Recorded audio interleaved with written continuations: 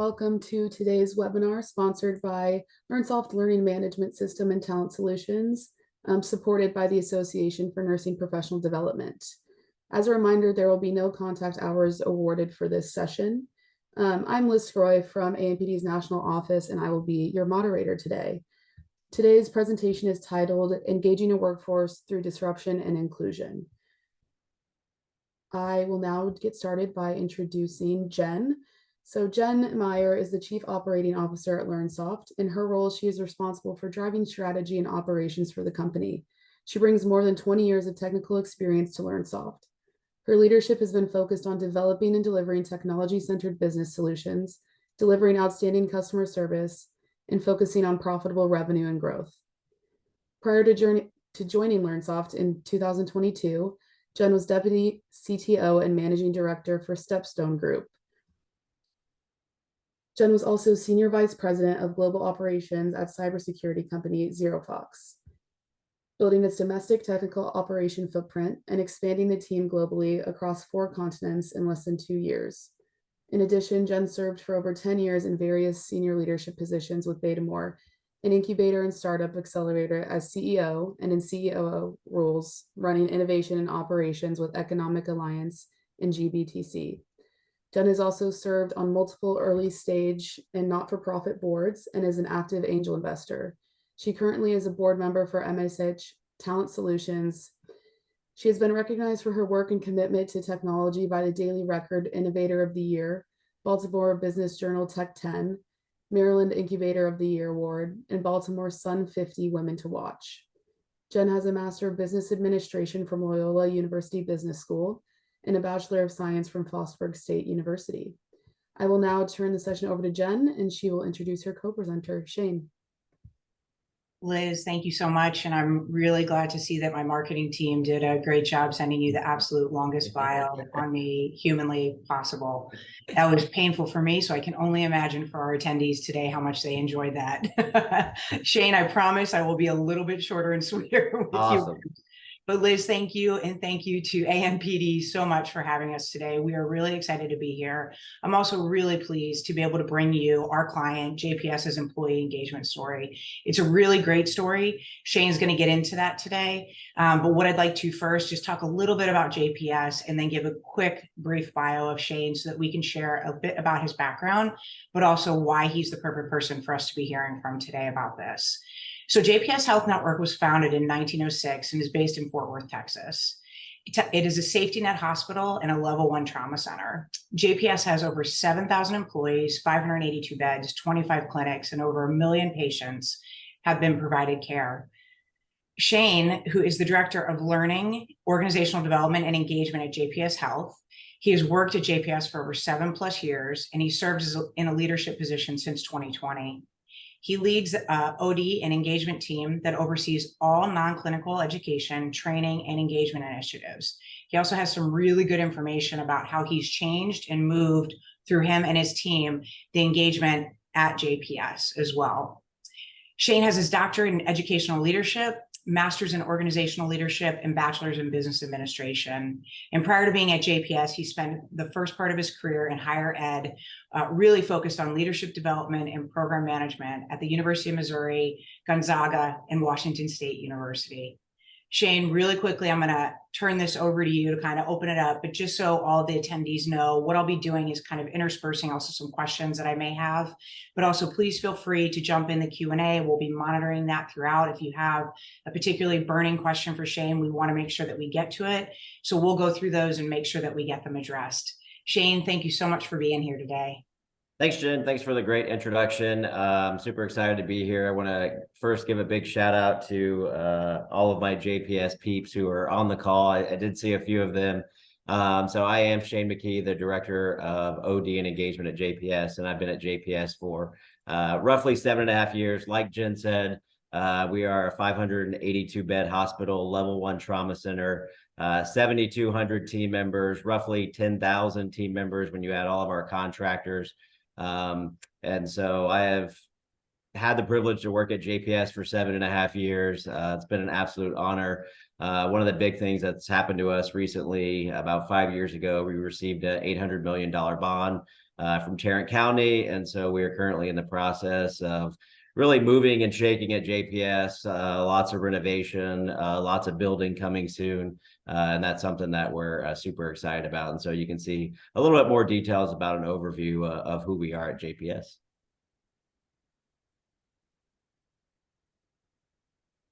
So kind of what we're going to talk today about is the strategy of how we accomplished what we did related to engagement, how we leveraged LearnSoft in our learning management system to really help us connect all the dots. So just a little bit of a backstory here. Pre-COVID, when I think about our learning and OD structure, and I even know that some of our clinical ed people are on here.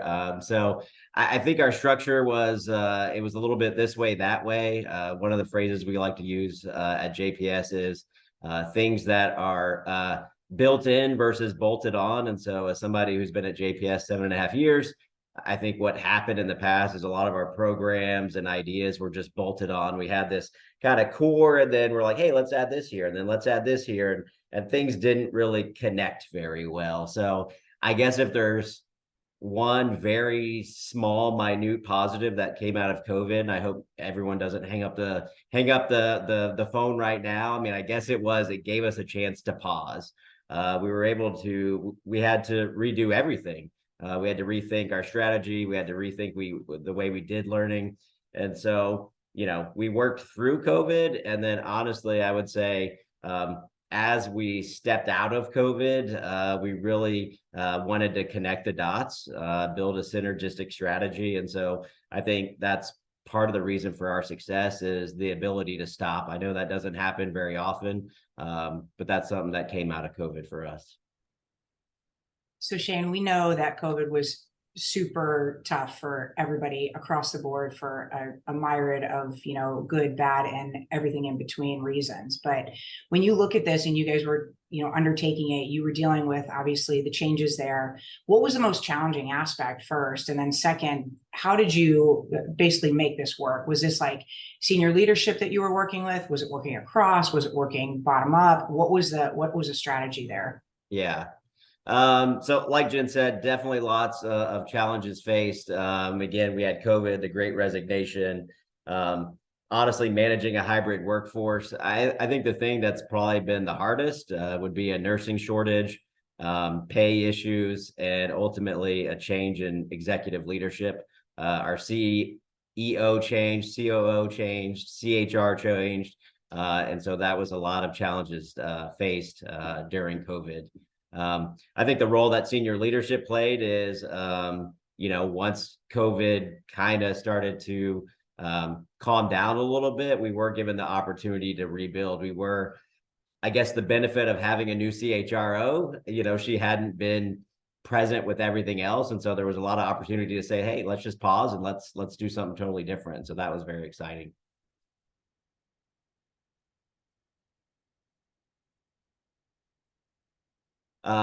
So kind of moving forward, what we tried to do, just a little bit more about background. So we utilized Press Ganey in 2020. We utilized Gallup in 2021.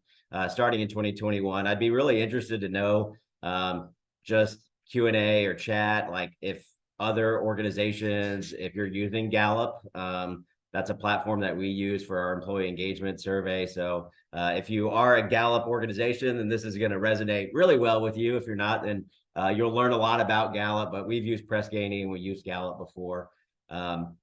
My span of control really expanded in 2020. And then in 2022 took ownership of employee engagement. A huge win was our employee engagement scores increased from 4.04 to 4.08. It's a 5-point scale. And that occurred as we were coming out of COVID, as well as 90% of healthcare organizations were going down. And then you can see our participation increased.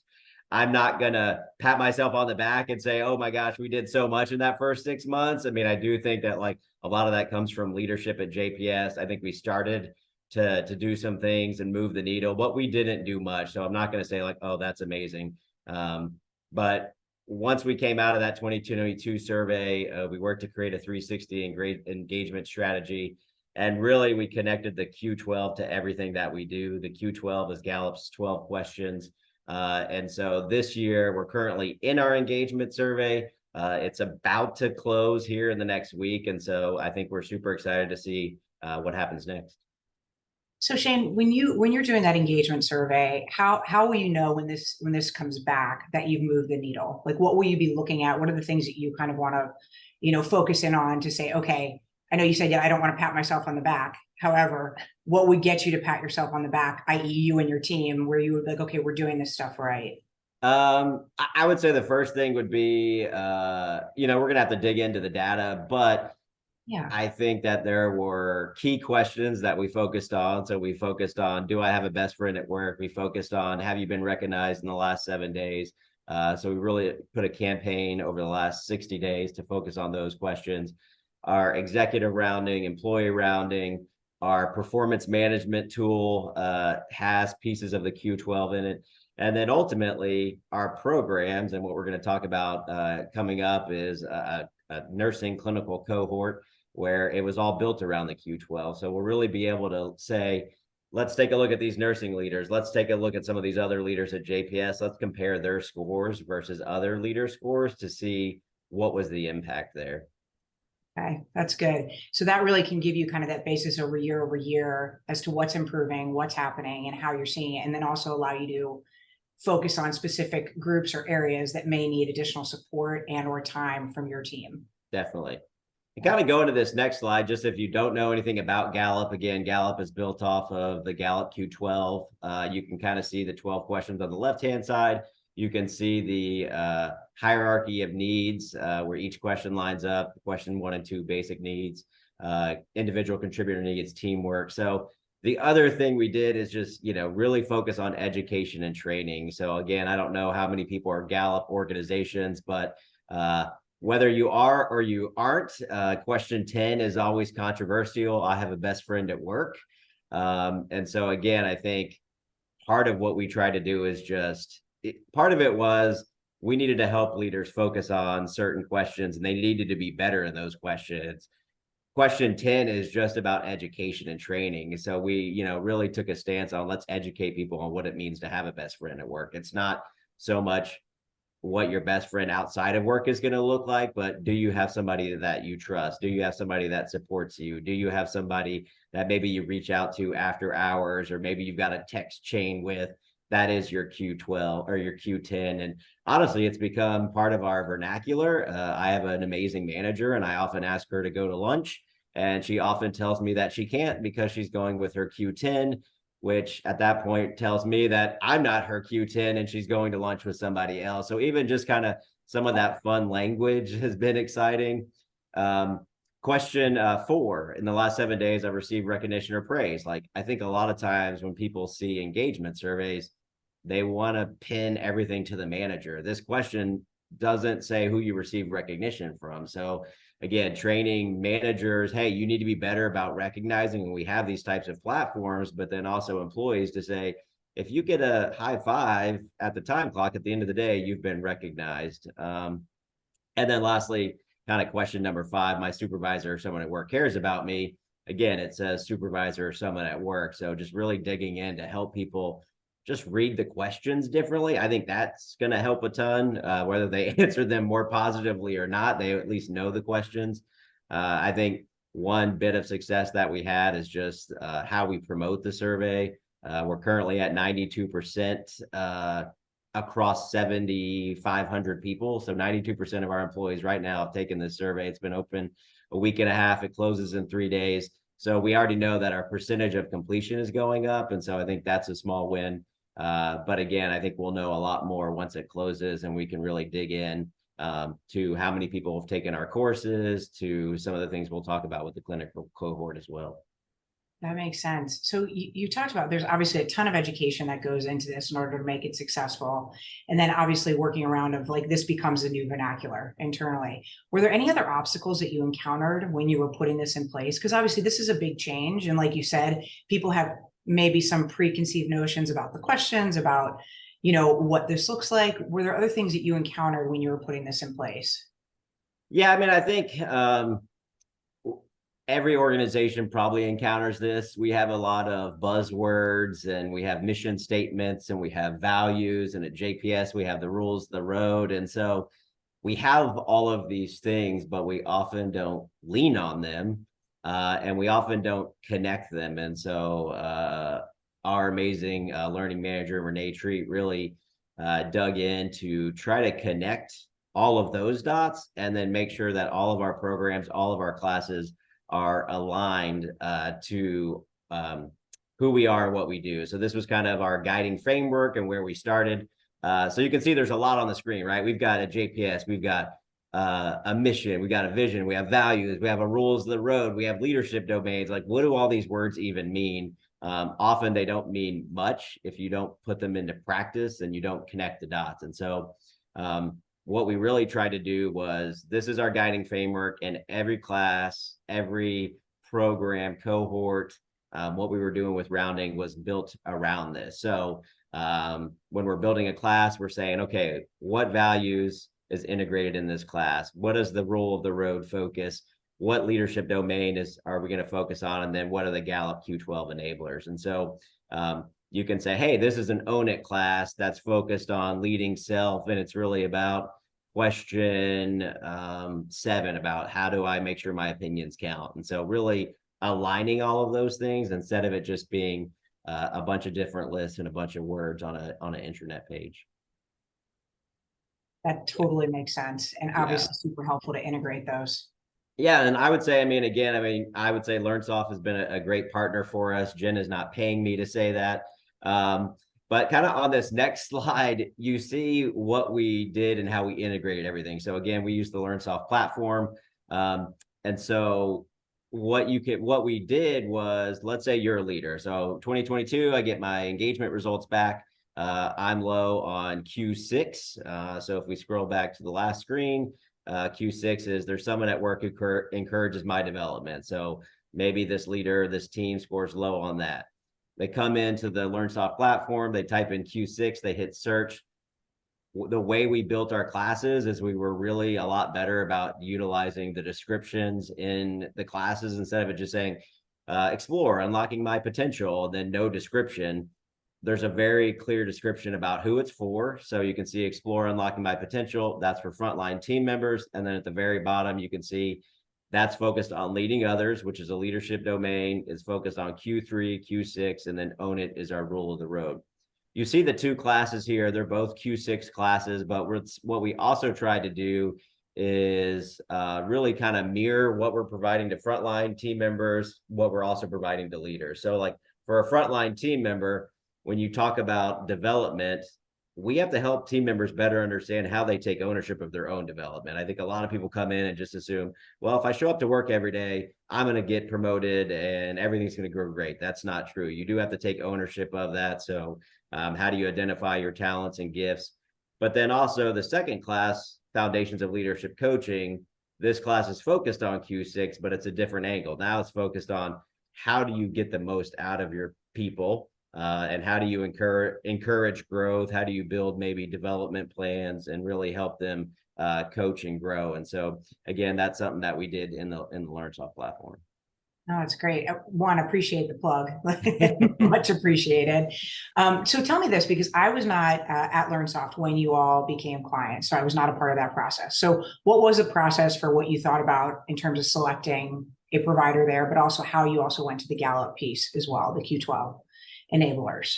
Yeah, so I mean, again, this was kind of right in the middle of COVID. We had utilized a different platform for 10 plus years. I think the big things that were important for us is, ease of use. I think also, again, now that LearnSoft is mobile friendly, I think that was something that was big for us as well. I think the other thing is just customer service. I mean, I think that's something that was really important to us. Our previous vendor was not very good at providing customer service. So I appreciate that, just like there's always somebody available if we have issues when we're launching things. And so again, I mean, I think that's something that really stood out to me when we were looking at LearnSoft. And I mean, again, every LMS has its positives and negatives, but I think it's been a good partnership and it's been helpful. And our learning technology consultant Susan Hodges is on this call, and so I mean she's just an expert at the system, and so I think that she has been really key in our success in leveraging the system and then helping all of our departments across the network leverage the system, because we are building modules for departments across the network all day, every day. And so that's something that we appreciated about it. And then also just certain things like, you know, the way that you can search, the way that you can catalog courses. Those were kind of some new things that we didn't have before. So we appreciated that as well. Great, thank you.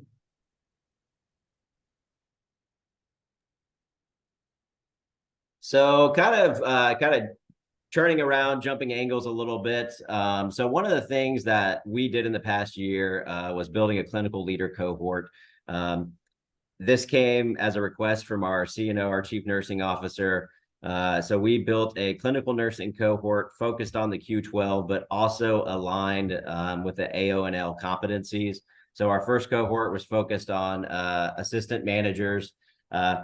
And so they really said, hey, we value the leadership program you created. We think what Learning in OD is doing is awesome, but we need to put a clinical spin on it. Like our nurses need a little bit more. And so they came to us and said, how can we make this work? And so the idea was to build out this program and to add a little bit more. So there's a little advertisement there that we created for our first nursing cohort, which focused on assistant managers. And again, this wouldn't have happened without the amazing expertise of our clinical education team. And I know some of them are on here. So I just want to give a big shout out to them for the collaboration. Sheree Hall, our clinical director of education. So we appreciate that partnership. So kind of what you see here is the combination of what we combined. So we have Accelerate cohort. You can see there were 6 sessions. On the right-hand side, you can see the AONL competencies. Funny thing is we got these competencies in 2022. And when I went onto the AONL site, they actually have been updated. So if you're like, wait, these look different than what I saw yesterday, they have been updated, same language, maybe just a different verbiage and format. So we kind of have this cohort that was open to all leaders, but we really wanted to focus on those nursing leaders. So kind of this next part is kind of just how we built that. You can see here, this is just a setup of what our first cohort looked like. I think the major, and then also you can see the AONL alignment, and then you can see the JPS alignment. So again, aligning everything where it's like, hey, this class is about leading others. Here's the Gallup Enablers. And all we did was take another step, add a layer to the pyramid where you have the AONL alignment. So, you know, the ART A3, C1, C2, that's just kind of the language terminology that they use for the AONL alignment. I think we were very successful in our first cohort. It was a small cohort, roughly, 15 assistant managers. I think one of the things that we learned from the first cohort is just we kind of were separate but together. And so you kind of see some gray and green in this agenda here. And so the gray was very much like, this is clinical education session, and then this is learning and OD session and clinical ed session, et cetera, et cetera. And we broke it up that way. And I think what we've proposed for our next cohort looks a little different. Got it. So tell me a bit about, so Sheree, you said, and I had the pleasure of meeting her, but like what makes up a good internal partner when it comes to this? Like how did that work? Because obviously we've seen things like this go a bit haywire, right? When we have different focuses, different efforts. How did you make this so successful? I mean, honestly, I think it's about building relationships. I mean, again, I should have called Gallup and told them to get on this call, but I do think it goes back to that question 10. I mean, honestly, it's about, like, in my mind, having best friends at work. And like, I would consider Sheree, our director of clinical education, somebody who I'm very close with. And so she knows the caliber of programs that we can create. I know the caliber of programs that they can create. And so it really was just about making sure that we're in conversation with the right people, making sure the right people are in the room, trusting the process of the departments that you work with. And I think a lot of times people want to put their hands in the cookie jar and say, well, maybe we can do this, maybe we can do that. And I think one of the benefits that has made us successful is I think people have really just said, hey, I have this idea, can you make it happen? And then they don't put their hands back in the cookie jar. They just want to see the results. And I think that's, I mean, I would say from a CNO perspective, that's been very helpful. And so I'm excited to present back the results. I'm keeping my fingers crossed that they are extremely positive results. And so, I mean, I think that's kind of what makes a really good partner. That makes sense. And then did you have employees kind of across the board, how did they respond to this initiative? Yeah, so I mean, it actually, I think, came out of some feedback that the clinical teams had started to hear about our Accelerate cohort. So again, we had this Accelerate cohort on the previous slide. I think what happened is some nursing leaders were already going to it and they were saying, oh my gosh, this is awesome. And then I think our CNO said, hey, this is really good, but we also want to, how do we add this to it? And so, I mean, I think that's been the most impressive feedback. I think the leaders that have attended our clinical cohort, as well as our just general cohorts, I think they're more prepared in answering questions. And I mean, I honestly have no doubt that their engagement scores will be higher unless there are some interesting extenuating circumstances. And maybe not across the board, but I think in general, just based on the knowledge they have, based on the evaluation that we've done of, we've seen them put it into practice because we do follow up and we do round with them after to make sure like these are the skills you learned. We want to watch you and see if you're doing that. And we definitely have seen that. That's great. That's really great. Yeah. So I would say just kind of going back to this, we do have a proposed next cohort. So again, like I was saying, we were kind of together but separate. What we're looking at for our next cohort is kind of a model like this. And so you can kind of see there's 6 sessions, which is kind of more focused on general leadership. There's an additional session, but really what we're going to do is build that AONL competencies, the alignment into all of our classes, and really just take more ownership of it. I think that the clinical groups, the clinical education department, I think they trust us now that we've done our first cohort. And so in order to kind of have like the same facilitator, everything looks the same across the board, it's more or less 1 or 2 people facilitating instead of 4 or 5, and then we're just incorporating that into everything we do. So I really feel like it's moving from a us and them type model to a very collaborative, synergistic module with kind of an additional piece afterwards as well. That's great. So, all right. So I guess it's Q&A. Wow, we went through that pretty quick. We did. So I don't have any questions yet in the Q&A, but obviously, please, this is a time if you have anything as you've been listening in to Shane's story to pop that in. And Shane, I'll kind of kick us off because I do have more, because obviously like, this is a pretty big undertaking, right? It's got a major impact. It's going to reach all the employees of whatever system you are within, and you have to be very mindful of that, right? So when you are talking to others who are kind of in your seat, or candidly, somebody who's a partner that's in your seat, what advice do you have for the organizations that are kind of starting this journey or want to morph their journey? Again,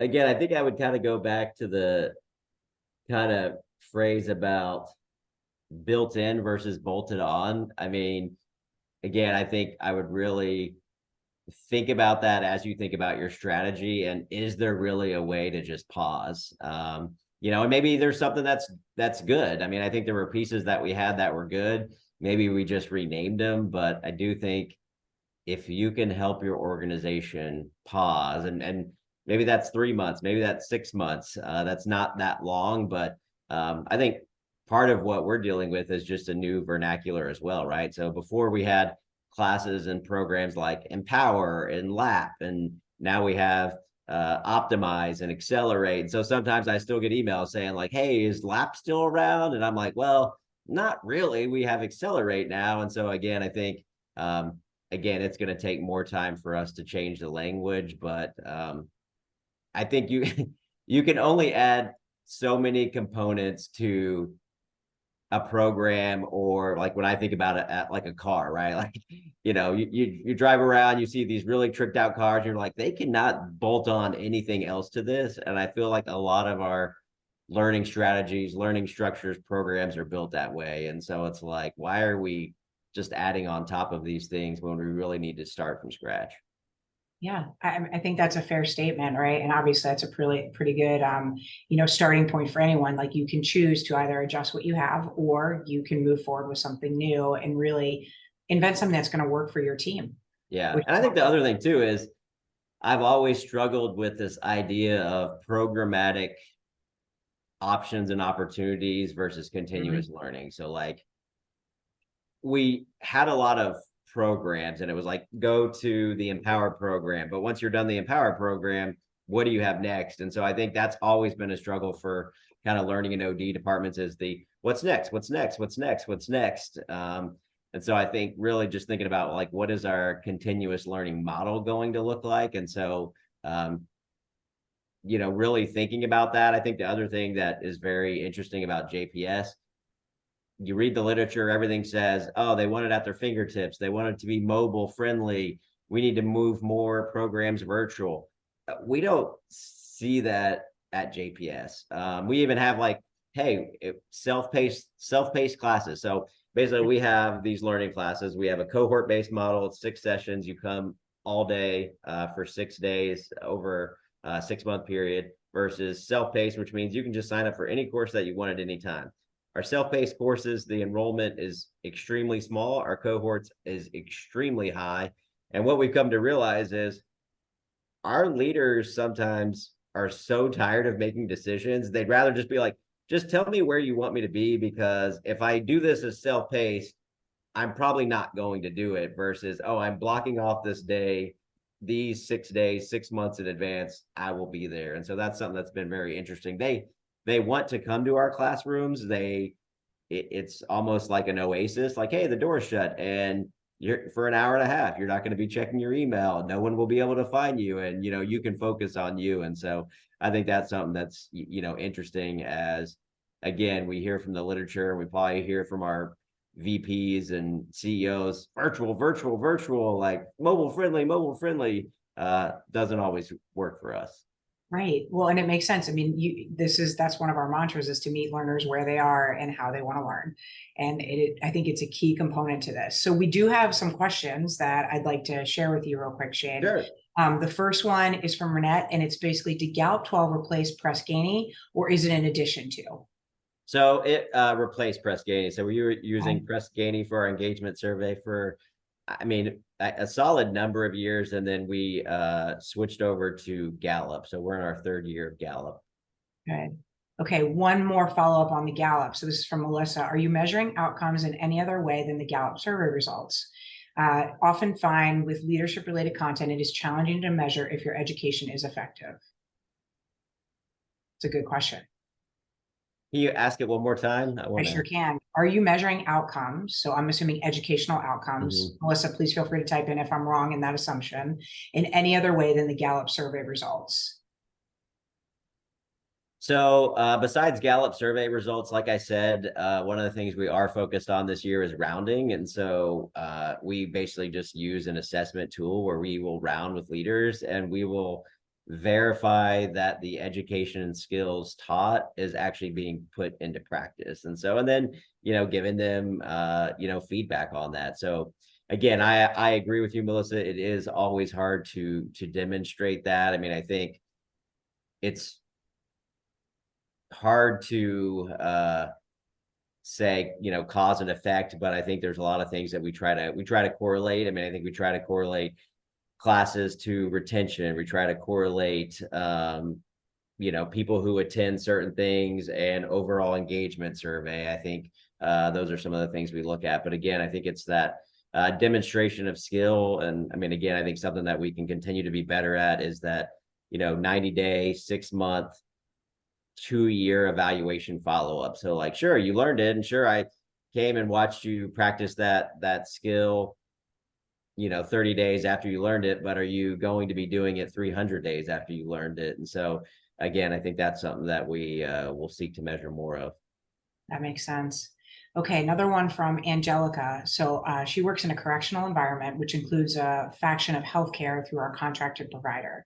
Would you recommend the Gallup Employee Engagement Survey for this environment to improve our overall workforce culture?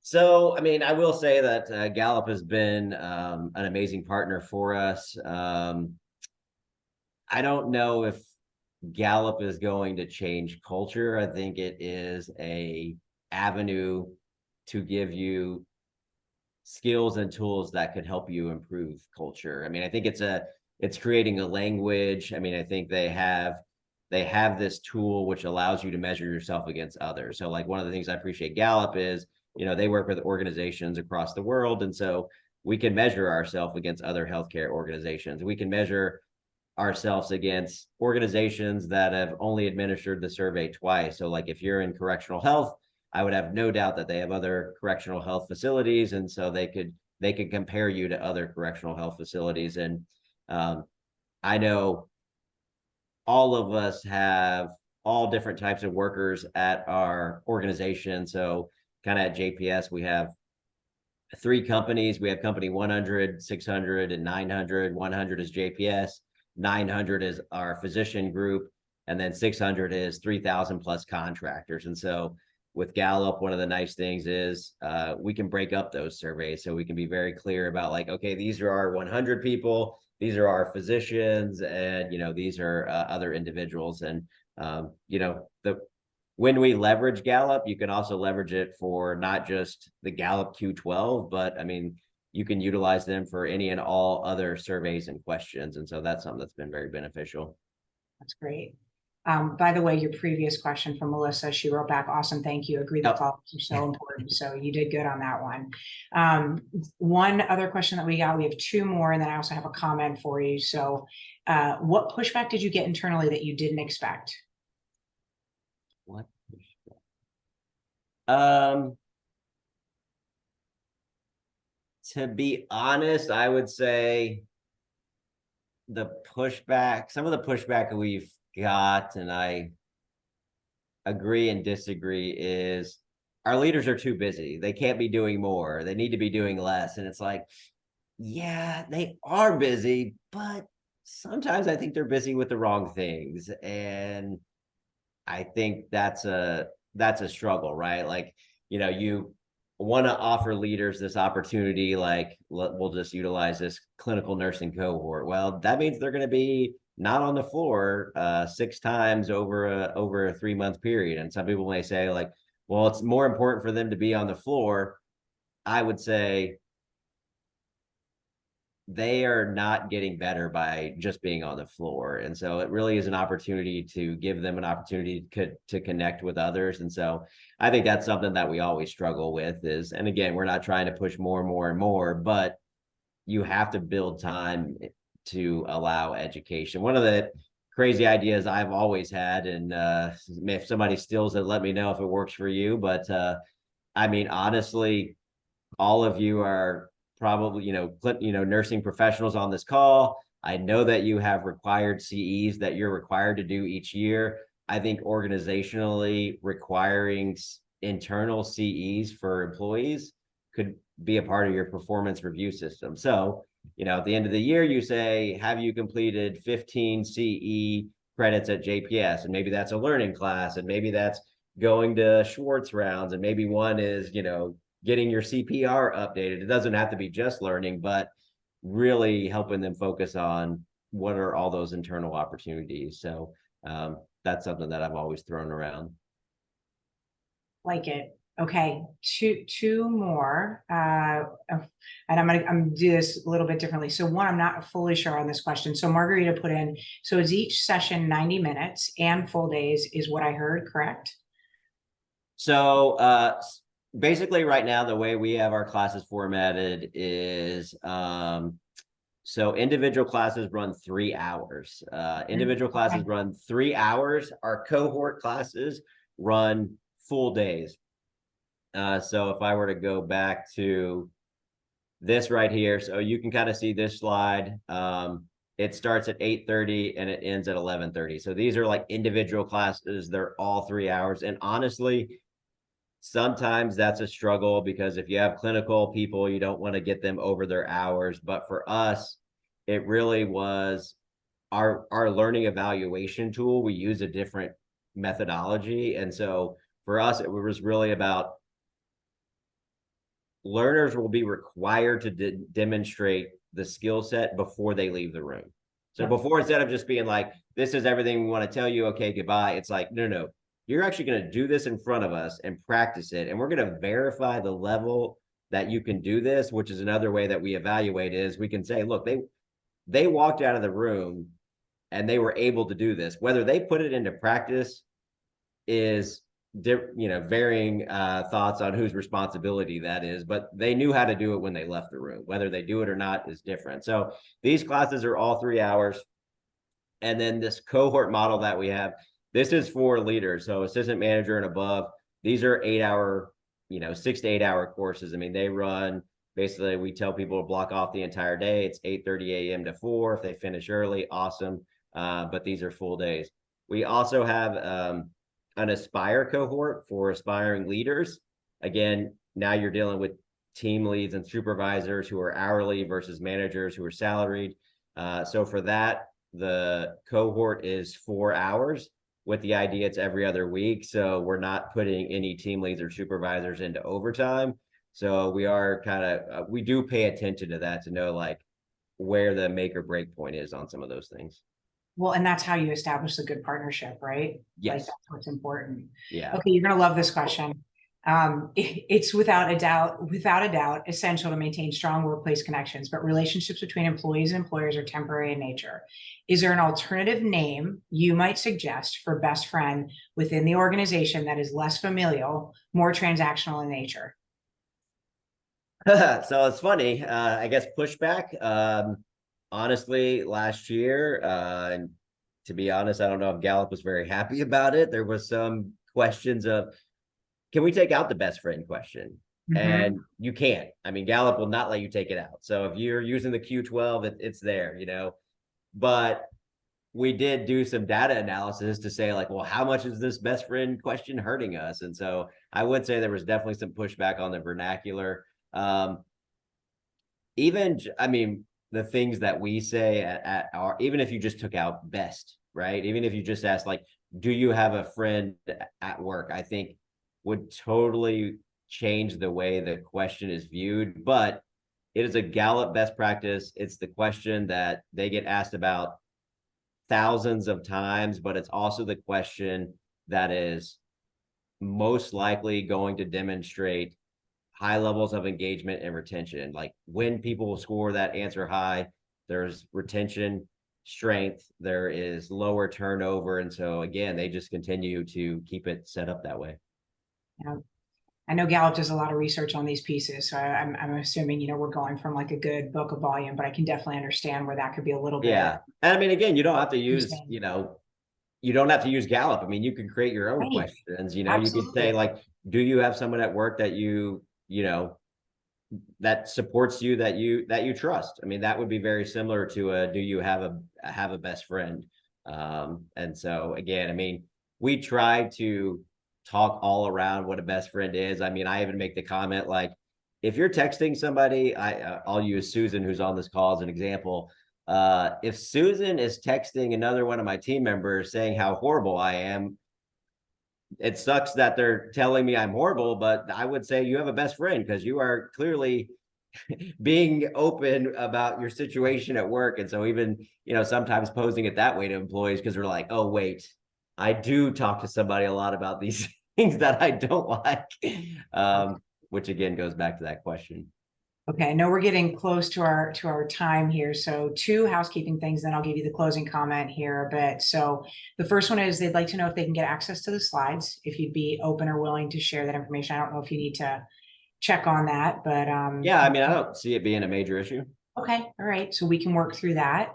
And then the second one is, this has been so helpful and your feedback is incredible. We are trying to implement leadership development within our system. Is there a way that we can partner with you or connect with you moving forward? Yeah, I mean, I would just, I can give everyone I can give everyone my personal email address, and maybe We can share it post. We can obviously say it now, but we can share it post as well if that's okay with you, Shane. Yeah. I wonder, can I put it in here? Let's see if I can type it in, and if then you guys can post it. Yeah.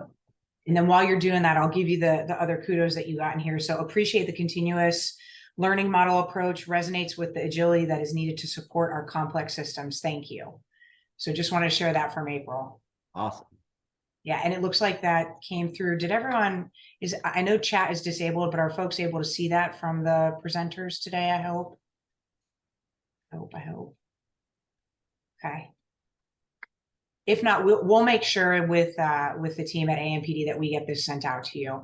So I just want to close really quickly, get us wrapped up. So one, thank you for doing this today. I want to give a brief plug about LearnSoft so you have an idea as to why I'm here today. So when we're a fully integrated learning and development platform, which enables you to manage, deliver, track, and lead your training initiatives.